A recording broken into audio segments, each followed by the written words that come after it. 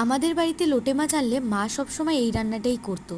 আর আমার ভীষণ পছন্দ বলে আমিও এই রান্নাটা শিখে গেছি। তাই ভাবলাম রেসিপিটা শেয়ার করি। প্রথমে মাছগুলোকে ভালো করে ধুয়ে কেটে নিয়ে তার মধ্যে নুন, হলুদ, বেশি করে পেঁয়াজ, শুকনো লঙ্কার গুঁড়ো, ধনে গুঁড়ো, জিরে গুঁড়ো, আদা, রসুন, কাঁচা লঙ্কা বাটা দিয়ে আর একটু সর্ষের তেল দিয়ে ভালো করে মাছটাকে মেখে নিতে হবে।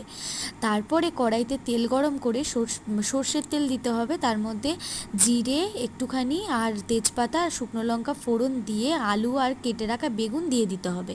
তোমরা চাইলে আলু বেগুনটা স্কিপ করে গেলে শুধুমাত্র তেলে ফোড়নটা দিয়ে মাখিয়ে রাখা মাছটা দিয়ে দিতে পারো।